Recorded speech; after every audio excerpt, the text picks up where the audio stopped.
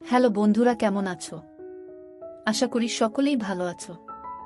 আমি তোমাদের প্রিয় আপু আবারও চলে আসলাম নতুন একটি গল্প নিয়ে। গল্পটি শেষ পর্যন্ত শুনলে তোমাদের দাঁড়িয়ে যাবে। পরিমল সাহেবের ছোট সংসার। স্ত্রী ঝর্ণা এবং ছেলে জয়কে নিয়ে তিনি বেশ সুখে দিন কাটাচ্ছেন। পরিমল সাহেব উচ্চপদস্থ পদে চাকুরি করেন। তার বয়স 56 বছর, স্ত্রী ঝর্ণার বয়স 48 বছর, গৃহবধূ এবং ছেলে জয় 18 বছরের এক টগবগে তরুণ। জয়কে নিয়ে আজকাল পরিমল সাহেবের ভীষণ চিন্তা হয়। যা দিনকাল পড়েছে, ছেলেমেয়েরা তাড়াতাড়ি নষ্ট হয়ে যাচ্ছে। তিনি সারাদিন অফিস নিয়ে ব্যস্ত থাকেন, ছেলের দিকে নজর দেওয়ার সময় পান না। তবে ঝর্ণার উপরে তার আস্থা আছে। সে ছেলের সব খোঁজ খবর রাখে। মিসেস ঝর্ণা সারাদিন সংসারের কাজ নিয়ে ব্যস্ত থাকলেও ঠিকভাবে ছেলের দেখভাল করে। জয় নতুন কলেজে ভর্তি হয়েছে। ওর যেন নতুন জন্ম হয়েছে। নিজেকে অনেক বড় মনে হয়। তুষার জয়ের খুব ঘনিষ্ঠ বন্ধু। সে জয়ের সাথে অনেক আড্ডা দেয়, বান্ধবীদের নিয়ে অনেক ধরনের চিন্তা করে। তবে সবচেয়ে ভালো লাগে ভূগোলের ম্যাডামকে। জয় জানে ম্যাডামকে নিয়ে এসব চিন্তা করা অন্যায়, কিন্তু ওর মন মানে না। ম্যাডামের বয়স আনুমানিক ৪৫ বছর হবে। বেশ লম্বা। ভূগোল ম্যাডামের ক্লাস শুরু হবার আগে জয় প্রতিদিন কলেজের করিডোরে দাঁড়িয়ে থাকে, কারণ ওখানে দাঁড়িয়ে থাকলে ম্যাডামকে ভালোভাবে দেখা যায়। ম্যাডাম যখন হাঁটেন তখন তাকে দেখতে অনেক সুন্দর লাগে। আজকে জয়ের মন ভালো নেই। রাতে ওর স্বপ্ন হয়েছে।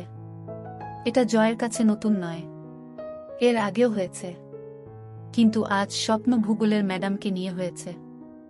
স্বপ্নটা দেখার পর থেকে জয় কেমন যেন একটা অপরাধবোধে ভুগছে। সকালে ঘুম থেকে উঠে জয় বাথরুমে ঢুকল।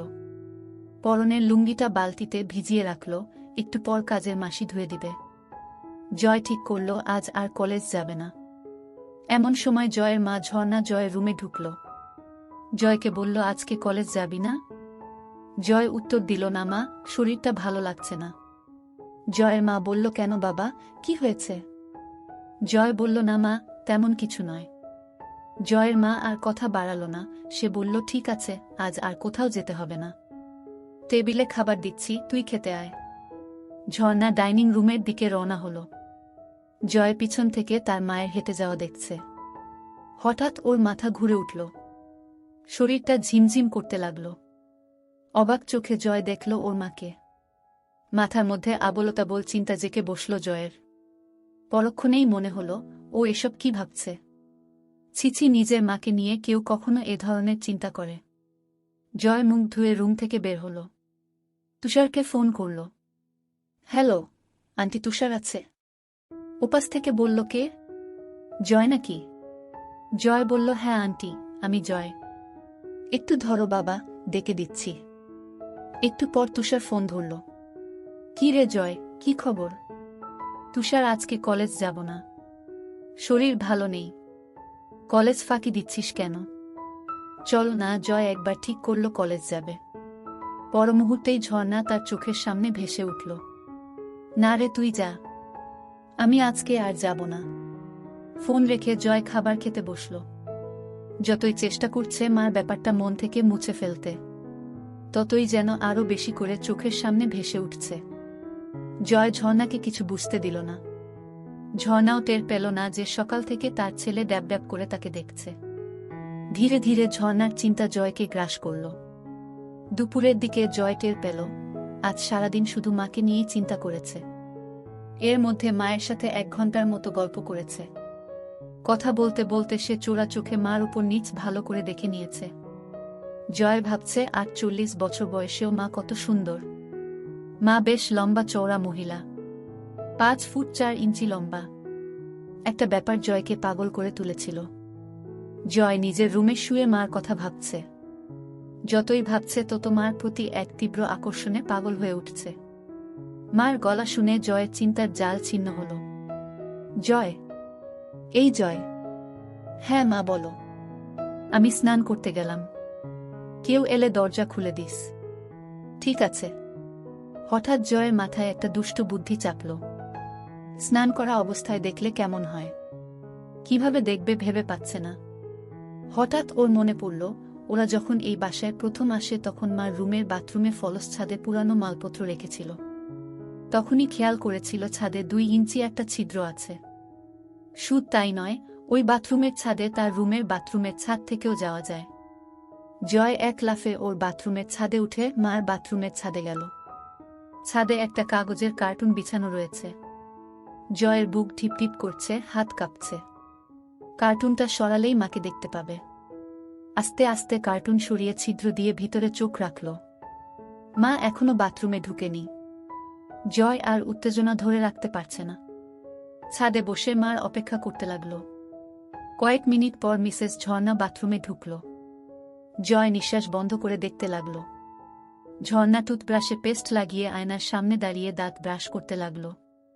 ঝর্ণা এবার শাওয়ারের নিচে দাঁড়িয়ে স্নান করতে লাগল। জয় বুঝতে পারল মা আর বেশিক্ষণ বাথরুমে থাকবে না।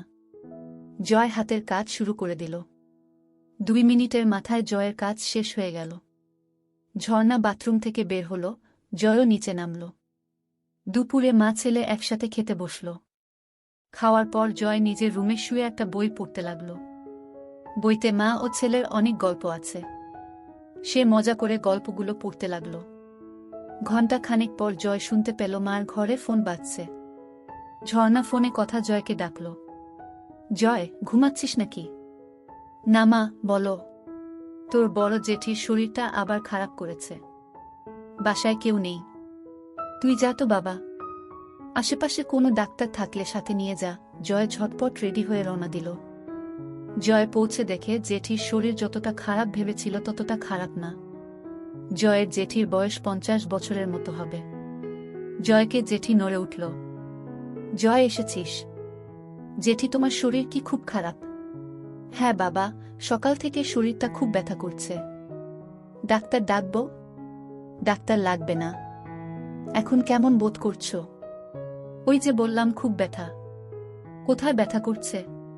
পিঠে আর কোমরে। ম্যাসাজ দিলে ভালো লাগবে? বুঝতে পারছি না। জয় ম্যাসাজ শুরু করল। কিছুক্ষণ পর জয় বুঝতে পারল জেঠির ব্যথা কমছে। ভালো লাগছে জেঠি? হ্যাঁ বাবা, খুব ভালো লাগছে। ঘুম ঘুম ভাব হচ্ছে। ঠিক আছে, তুমি ঘুমাও। কয়েক মিনিটের মধ্যে মিনু ঘুমিয়ে গেল। তার নিঃশ্বাস ভারী হয়ে উঠল। এদিকে জয় বাসা থেকে বের হওয়ার পর মা জয়ের রুমে ঢুকল। ছেলেটা সবকিছু অগোছালো করে রাখে। রুম গোছাতে গোছাতে ঝর্ণা হঠাৎ বালিশের নিচে একটা বই আবিষ্কার করল। বই খুলে দেখে ঝর্ণার চোখ কপালে উঠে গেল, মাথা বনবন করে ঘুরতে লাগল। ছিছি জয়, এসব কি পড়ে? হারামজাদা আজকে বাসায় আসুক, পিঠের চামড়া তুলে ফেলব। ছিছি জয় এত নিচে নেমে গেছে। এই বয়সেই এসব গল্পের বই পড়ে, কি মনে হাতেই ঝর্ণা পড়ার জন্য বই খুলল। পড়তে পড়তে তার 2 চোখ আবার কপালে উঠে গেল। ছিছি, এমন গল্প কেউ কিভাবে লিখতে পারে? পড়ব না করেও ঝর্ণা গল্পটা পুরো শেষ করল।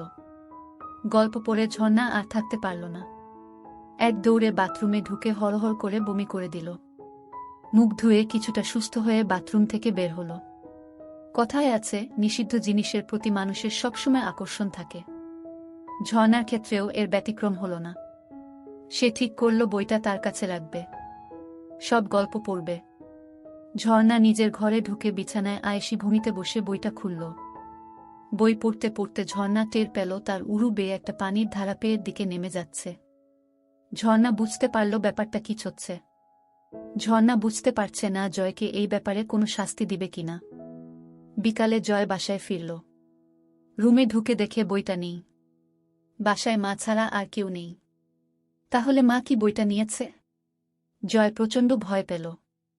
মা যদি বইটা নিয়ে থাকে তাহলে কি হবে? মা যদি গল্পগুলো পড়ে তাহলে খুব লজ্জার ব্যাপার হবে। সন্ধ্যার দিকে জয়ের সাথে ঝর্ণার দেখা হলো। কি রে, তোর জেঠির অবস্থা কেমন? এখন অনেকটা ভালো। মা ছেলের মধ্যে আরও কিছুক্ষণ কথাবার্তা হলো। ঝর্ণা রান্নাঘরে গেল। জয় তার রুমে এসে শুয়ে পড়ল। চোখ বন্ধ করতেই ঝর্ণার কথা ভাবতে লাগল। ওদিকে ঝর্ণা রান্নাঘর থেকে নিজের ঘরে যেয়ে বাকি গল্পগুলো পড়তে লাগল। বেশিরভাগ গল্পই মাছেলের নিয়ে। ঝর্ণা গরম হয়ে গেল। কি করবে ভেবে পাচ্ছে না। ঝর্ণা কি করবে? রান্নাঘরে বেগুন নেই। হঠাৎ মাথায় একটা বুদ্ধি এলো। ঝর্ণার মাথা খারাপ হয়ে গেছে, কি করছে নিজেই জানে না। হাতের কাছে মোম ছিল, সেটা দিয়ে সেদিনের মতো কাজ সারল। সন্ধ্যার পরে জয় আড্ডা মারতে বের হল। এই ফাঁকে ঝর্ণা জয়ের রুমে ঢুকল। খুঁজতে খুঁজতে বিছানার নিচে কিছু সিডি পেল। একটা সিডি নিয়ে প্লেয়ারে চালিয়ে সোফায় বসল। ঝর্ণা অবাক হয়ে দেখছে, আড্ডায় জয়ের বন্ধুরা মেয়ে ছাড়া অন্য কোনো কথা বলে না। জয়ের আর আড্ডা ভালো লাগছে না। এই মুহূর্তে মাকে দেখতে ভীষণ ইচ্ছা করছে। সে বাসায় চলে এলো। এদিকে ঝর্ণা শুয়ে তার ছেলের কথা ভাবছে। মুহূর্তেই আবার ভাবছে, ছিস ছিস, নিজের ছেলেকে এসব কি ভাবছি। ধীরে ধীরে জয়কে নিয়ে তার ভাবনা প্রখর হতে লাগল। পরিমল সাহেবের বয়স হয়েছে, এখন আর আগের মতো ঝর্ণাকে তৃপ্তি দিতে পারে না।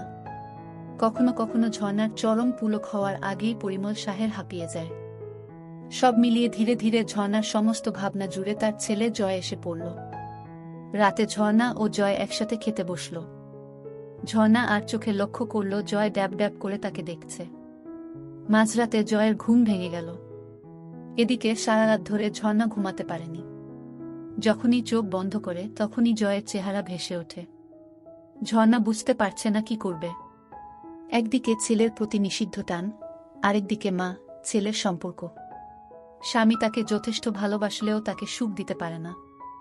অবশেষে ঝর্ণা সিদ্ধান্ত নিল কাল দিনে জয়কে বাজিয়ে দেখবে। সে জয়ের মা। জয়ের মনে কিছু থাকলে ভয়ে সে সেটা প্রকাশ করবে না। প্রথম সুযোগ তাকেই দিতে হবে।